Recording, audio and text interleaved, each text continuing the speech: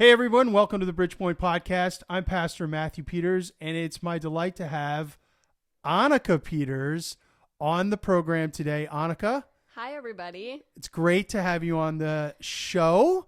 You were born many moons ago to your mother and I, and now you're basically all grown up, and God is really calling you to a special ministry, and He's put this on your heart, I think, from a long, long time. Probably since I started school, I feel like. Yeah. So tell us a little bit about the journey that you've been on, and where God's seeing you, God's leading you, and what's happening in your life in terms of ministry. Okay. So when I was younger, I was diagnosed with some learning disabilities. And so in classes, I was placed next to students with disabilities. So that's what I grew up around. So that's who I cared for. Those were my best friends. So as I grew up, I started getting involved with, I started getting chances to help out kids in like a more educational setting. So we had a girl attend Bridgepoint for a little while with learning disabilities, and I worked one-on-one with her. And I really enjoyed that time. Now, how old were you when you started really feeling this call to care for people with disabilities? I mean, that was at 12. Oh, wow. That was at 12 years old. So now you describe yourself as someone who has disabilities. I would too. But your disabilities don't keep you from basically being a functional member of society. You're well socialized. You were able to graduate from high school. You're now pursuing a degree in college at Purdue. And what are you studying? I am studying severe intervention special education teaching. Wow. So for elementary students. Okay, so let's go back. So you knew this all the way back when you were 12. Yeah. Okay, and walk us through the journey. Like, how does someone get involved with people with special needs? So, I mean, there are lots. We're really lucky in Valparaiso, Indiana. We have lots of opportunities that other people don't have. We have Opportunity Enterprises in-house right down the street that OE. Yep, provides care for That's not old English. many people. And then we have Bun Soapbox. That organization employs people with disabilities. And then we have our very own that I've been lucky to be a part of, the Valparaiso Life Skills Program at Valpo High School. And it's one of the best in Northwest Indiana. All right, let's go back to when you were 12. What did you start doing when you were 12? Well, I got to work one-on-one in the Sunday school classroom with a girl, and that kind of opened my eyes to what, like, if I liked that or not. Like, because it's something that I believe that you have to be called to. Yeah, I think this is a really important thing that you're talking about. You know, it's interesting. You watch people's journeys, and I don't know how to put it nicely, but I feel like a lot of times we force people into various ministries, or we basically try to put a square peg in a round hole. And the fact of the matter is that God has gifted each person differently, and He's gifted you. And He also gave you a touch of that experience. You have this like double dose of like compassion, right? And so your calling to working with people with disabilities is very special, very important. And we need to be highlighting your journey, not just because of the fact that you are doing such a vital need in our community, but because the shape of your story ought to be the shape of everyone's story.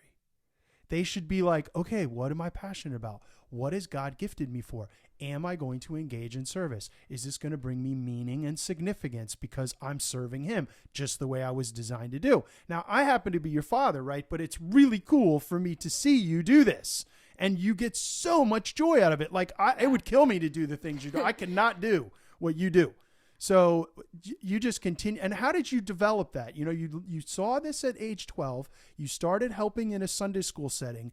And now I know what you're doing, but tell us all the development that has happened in you. So One thing that was really lucky was that I went to Valpo High School. So freshman year, I got to start working in their life skills class.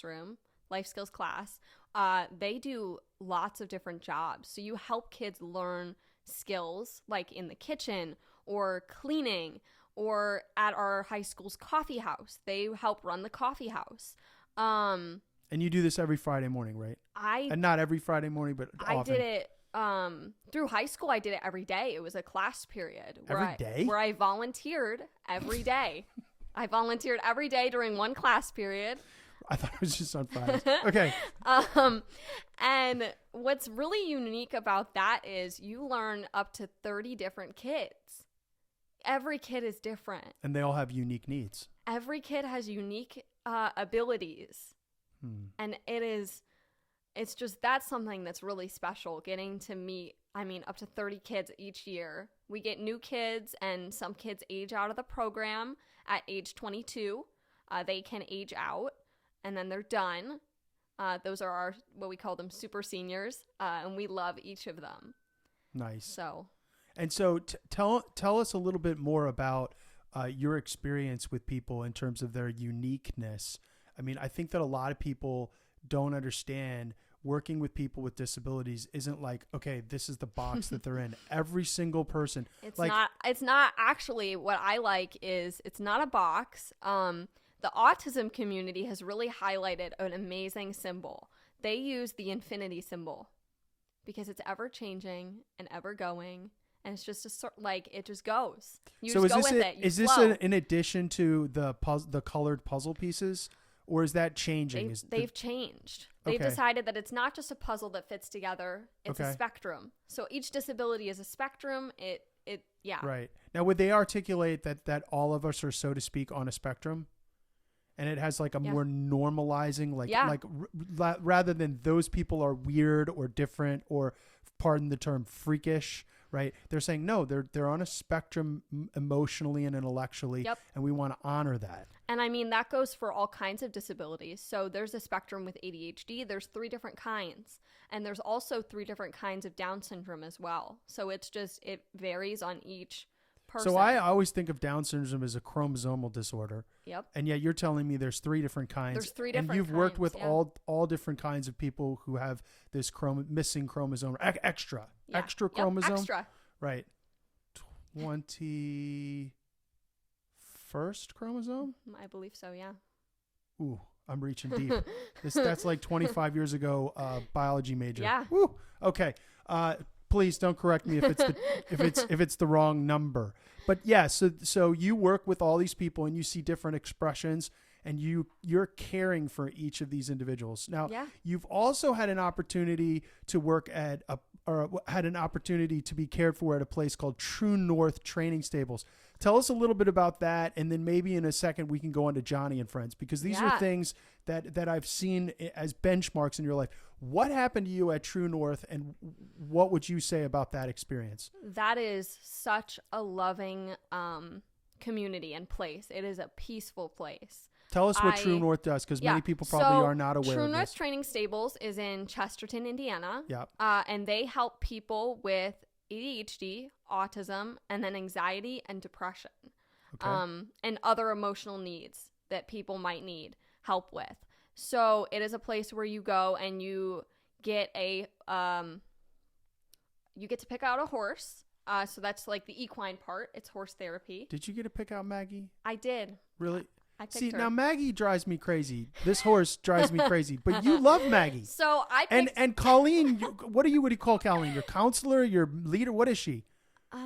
Colleen runs the whole ministry, right. But she's the one my buddy. She was your buddy. I would say that you get like a human buddy that helps you go through the program. And you picked this horse, and you love this horse, this stubborn, obstinate horse who would not give me the time of day. You love Maggie. This is so good for you. How you pick a horse is she lets the older kids pick horses. Okay. So the older kids get to pick them. They go out and they watch them and their behaviors. And I watched Maggie, and I picked Maggie by chance, because I at the time didn't really know horse behavior that well. Do you just have a knack for picking disabled beings? So Maggie has anxiety, And just like me, Uh-huh. she has anxiety. And Colleen honestly thought it was perfect because I needed to learn leadership skills and how to tell people what to do, stand up for myself. And Maggie needs to be told what to do. And she Really? needs to say, no. She didn't listen to me. Yeah, well, she needs firm. I guess I don't know how to do it. One time, Colleen was impressed with this. I went and rode Maggie, and Maggie started to not listen while I was up on her, riding her. Oh, wow. She started not listening and was about to take off. And Colleen was really nervous that I wasn't going to be able to rein her in. I put that horse in her place. Colleen was impressed. I think she was. And so you've graduated basically from True North, but that experience gave you a touch of just the breadth of the kind of ministry and the kind of impact you can have with people. And they do equine therapy. I mean, that's just like one of like a million branches of ways people are addressing special needs. I enjoyed my time there. I think that really helped me grow as a person. I honestly, some days I'm not sure if I would have been able to go to college without going there. It really grew me. Yeah, I mean, I will never be able to thank Colleen. I will never be able to thank True North enough. They were doing ministry at a time when our family, you in particular, myself also, really needed it. That was so cool. Yeah. So tell us a little bit about your sports activity. Like, I never saw you as a sports person, but you got involved in your junior year or sophomore year with unified football. Junior year, I joined the Valpo Unified Flag Football Team. So explain to people what unified is so that they can understand it. You're playing flag football, but it has a structure. It has a purpose. So it is with Unified is with Special Olympics of Indiana. So Unified is actually a thing that's now throughout the United States. Like back home in Pennsylvania where we used to live, Haverford High School has Unified sports as well. Really? So, which is amazing. They have, I think, a bocce team. So at Valpo High School, you're a state champion in bocce. Aren't yes, I am. Yeah, I saw it myself. People, I wouldn't have believed it. But, yes, bocce state champion, unified sectional champion 2 years. We went to regionals last year. Are you talking football now? Yeah. Wow. And then bowling state champion once. All right, we're bouncing around like two ADHD kids. Okay, tell us exactly what unified is. Okay. Tell us exactly what it is. So for people who don't know what it is, it's like Special Olympics, but like the structure of it. There are people with special needs and there are people who don't have special needs and you play together. Explain this to people. So it combines gen ed students with our special education class students. And it's co-ed, right? It is co-ed, yes. And during bocce and bowling, we separate into girls and boys teams. So there's girls, boys, and then there's a co-ed for that. Okay. But during flag football and track, that is all co-ed except for during track we do a girls and boys relay separate, of course. Right. Now this is a personal question, but you're not considered special needs on that team. Because you're kind of both, right? I was considered when I played an athlete. So that means that I was one of the special education athletes. And then the gen ed students are partners. Okay, so you had an IEP. Is that what qualified Individualized education program. Right. Qualifies most students. It's changing a little bit. Most students for being an athlete. I think this brings a lot of hope to parents who have kids that are really hurting in terms of academics, and they get an IEP and they think, oh my gosh, my kid won't be able to do anything. And you're proving that completely wrong. On right? Unified, you played on state championship level sports teams. You're now a college bound. You are in college, and you've been involved, and then you are now. So you played 1 year, and I won't make you say this, but I was super proud of you because at the end of the banquet, at the end of the year, they have a banquet, and I remember sitting with your mother and your brother, and we're here then, and they're describing the person who's gonna win this what was the most? I got highest character award. I or got something? mental attitude award first year. And I'm thinking, boy, that really sounds like Annika. And then you got it, and I was like, wow, like you won this huge award, and you went from being a person who, I don't think you would even describe yourself as a person who was a football player, and you ended up being one of the most tenacious, defensively sound players. I mean, one time you accidentally crashed into someone, and there were fans that were demanding your expulsion and kicked out because you were such an aggressive player. And it was all an accident. I'm like, and people were like, she's the sweetest girl out there. Like, no. My second year, I got the MVP, Most Valuable Player award, and that meant a lot, but not as much as the Mental Attitude award. Yeah, you were there to build people up. Yeah. So you tell us a little bit more about your experience. What did you learn when you played in unified sports, particularly football, but you also did bocce and bowling and stuff like that? I think that for me, I learned how, everybody can work together on a team. Yeah. And that can even go outside of unified sports. Everybody can work on a team everywhere. You can work with people with disabilities, and you can help build them up and their families up. And we got to do that day after day. Even with the families, like some of the moms, especially the new moms, they were really nervous about having their kid participate. And we had to encourage them that this team is a safe space for your kid. We are here to be there for your kid. We are here to help your kid learn how to do sports. Like, I helped teach a kid who has a hard time carrying and picking up stuff and like catching things. I helped him learn how to catch a football. Yeah, and we really saw that progression. Really opens people up. Yeah. Now, you also, not only did you learn a lot in the unified sports, but you also got involved in Johnny and Friends. So tell us a little bit about Johnny and Friends, how you got involved in that, and maybe some of the things you learned and what doors that opened up for you. So my boyfriend, Aiden, his family was very involved in a ministry called Johnny and Friends. Johnny Erickson Tada was involved in a diving accident and became paralyzed. And she started a ministry called Johnny and Friends that we have in Michigan, they do a family retreat. And so the families go up with their child with a disability, which we have kids all the way from nursery age to what we call youthful adults. Mm-hmm. And it's for everybody. And you go up there as what's called an STM, short-term missionary, and you get buddied up with somebody with a disability. And it was just amazing to see all of these kids having an amazing time. Everybody has so much fun, and their families feel so loved. Like, the love just pours out of like everybody. They call it heaven on earth. And this is heaven. Like, I didn't know this. Okay. But I understand that people who have family members with disability, their lives are not only just everyday challenging, but going out in public is so excruciating for them because they will be ostracized. They will be looked at funny. People will not know how to handle them. Like going to a restaurant is like almost a nightmare because no one knows how to handle a person with disabilities. And then you go to a place like Johnny and Friends where people are specially trained to know how to love and really care deeply. And it's literally heaven on earth for them. Yeah. It's like the greatest thing ever. I think that that's something that when I was there, I realized even more so than I already knew that the whole world should take notes on that.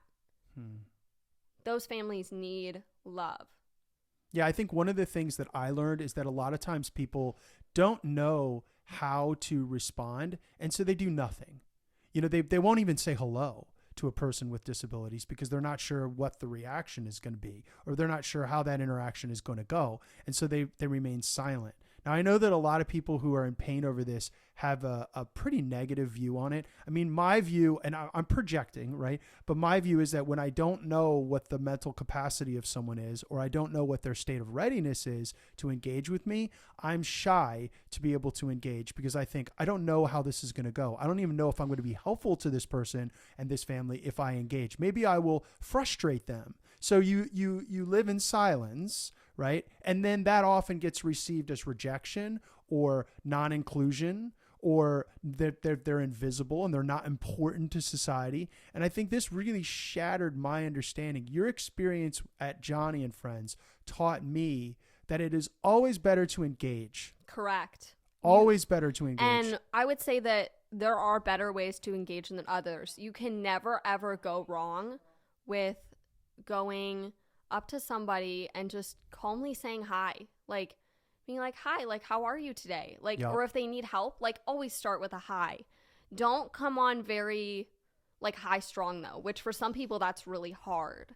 But for people with disabilities, certain people they could respond negatively to a high strong person. They need somebody calm, and that's not going to yell at them, because if they do need help, they could already be like overstimulated, and the last thing you want to do is make it a little worse. But it's better to try, right? It's better to engage. Always try and engage. Now, if they're not able to respond, or the family doesn't take that from your vantage point well, that doesn't mean that you were a failure, right?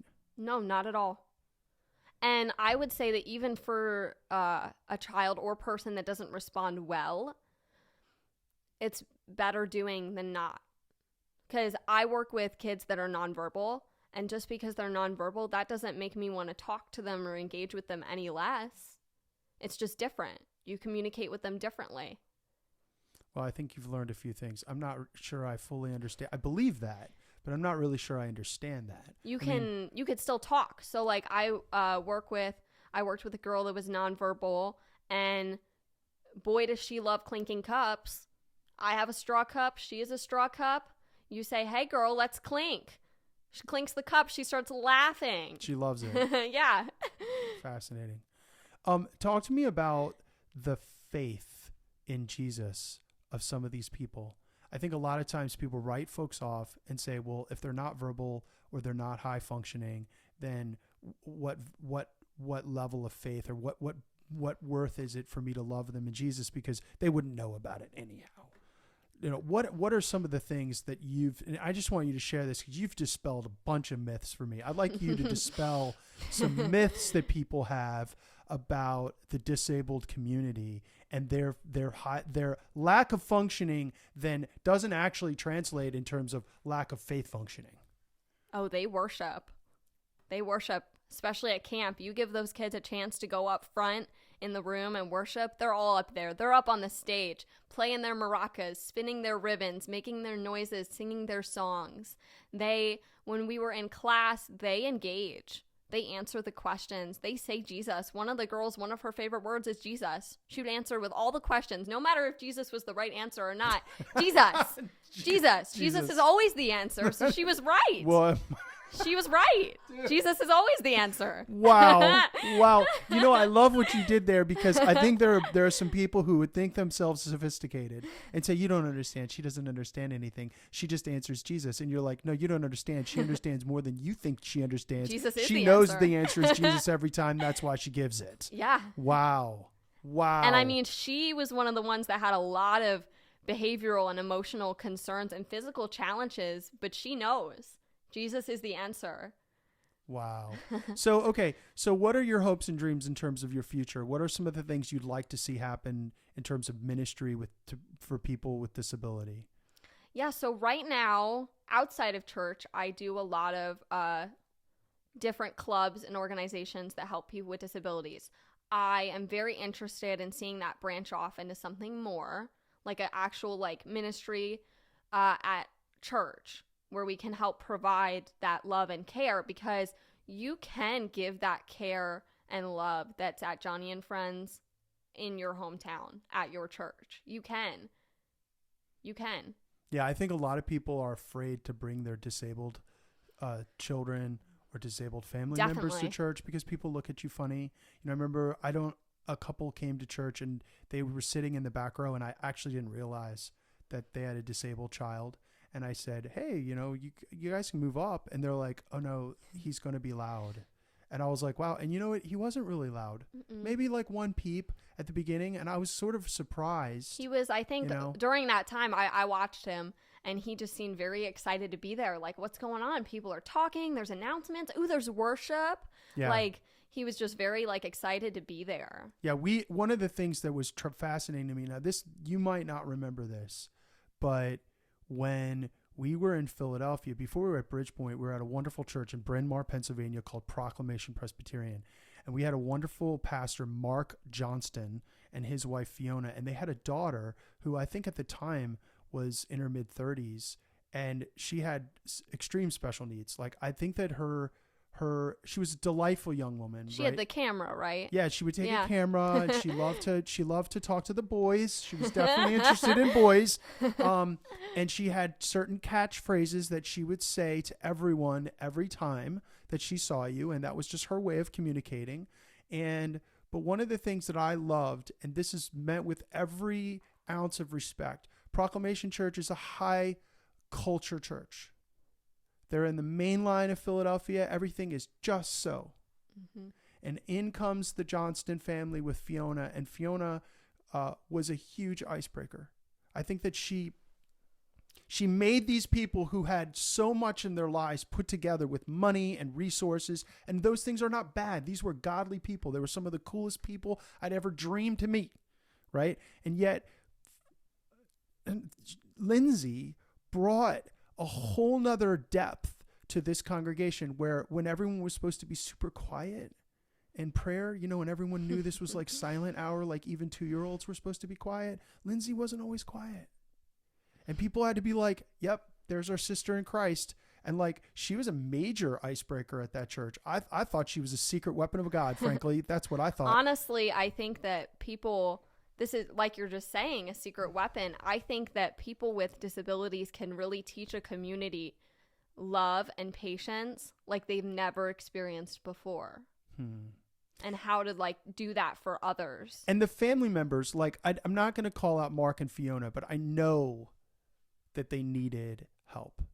Yeah. Like I know that, and here they were, like Mark was the lead pastor of this super successful church, right? And he has this daughter that they really need help for. And they eventually went back to Ireland because the United States just didn't have the social structure to be able to help them. It was very challenging. I mean, that's an oversimplification, but yet there were people, I watched people in the church step up and care for their family, and they're going to have lifelong bonds because of that. Yeah. And like, we need to have a mindset that says disabled people are welcome at our church, and that we want to cultivate ministries and people with the gifts like you that are going to do that. And then as a family, we want to include them and make them feel welcome and be able to support them, because it's very difficult. It's so much harder than we'll never know. I will never know how hard it is was for Ben's family, how hard it must have been for Mark and Fiona, to move all the way across the Atlantic and come to this like super well put together church and have their adult special needs daughter, be as excited and fun and lovely as she was, but it was just not the mold that those people were used to. And yet they needed support and care. And I think I'm going on, but I just think it's really important. Yeah, they do need that love. So what are the next steps for you? You're pursuing an education now. What are you studying again? Yeah, so severe intervention, special education teaching for elementary aged students. Now you're in your first year. Correct. Okay. A lot of people would say, "Oh, she'll probably change." I don't think you're going to change. Don't think so. Yeah, no. It might be. We might differ from elementary to high school. Right now, so where do you want to land? Like, what's a job? Let's like not to peg you, but like, what's a job that you might want? My dream job. Yeah. My dream job okay. is at Cook's Corner Elementary School. I believe that's where I want to be at. Cooks, pay attention. You people over there at Cooks, she wants to work for you. Why Cooks? Why not any of the other fine elementary schools that we have in the Valparaiso School District? What Valpo has done with their school district is each school, elementary school wise, is specialized to care for different types of disabilities. And Cook's Corner is the severe intervention school. They have multiple different levels of classrooms. So you basically want to work with the hardest. Yes. Is that a fair way of putting it? I wouldn't put it quite like that. I would just I say knew that, you wouldn't. yeah, as soon as I said it, I was like, that's probably wrong. But okay. I would say that they just have more extreme needs. They need more attention and love than other students may. Their abilities really differ. And so they are in a special room during most of the day. So they try to do what's called like classroom inclusion. Yeah. Some of the kids that I will work with will not be able to be included in a gen education class. Okay. And so you're just going to need to be pouring into them and encouraging them. Yep. Helping them with their activities. So And this is a 4-year degree you're pursuing? So I will, at the end of 4 years, I will have a bachelor's in teaching. I will be a licensed teacher if I choose elementary, I will do K through 6. That's fantastic. What would you say, as we're wrapping up our podcast here, what kind of encouragement would you have, your parting encouragement to people with regard to special needs? For people who are wondering like how to love that community, just do it. Some love is better than no love, and you can always try. Because the only way that you'll learn how to do better is if you try. Like, you just have to kind of practice it. Just engagement. Yeah, engage. Yeah. And for those families, like, we love you. And we love your kids. Yeah, we see you. We see you. Yeah. And we want you to be seen. Wow. We want to care. Yes. Annika Pieters, thanks for joining us today. I'm really happy. This is Super my cool. first podcast. Yep. Hopefully more Good to come. Stuff. Hey, everyone. Thanks so much for joining us on the Bridgepoint Podcast. Until the next time we get together, keep your eyes on Jesus and let's follow him together. Amen. Thanks, Annika. You're welcome.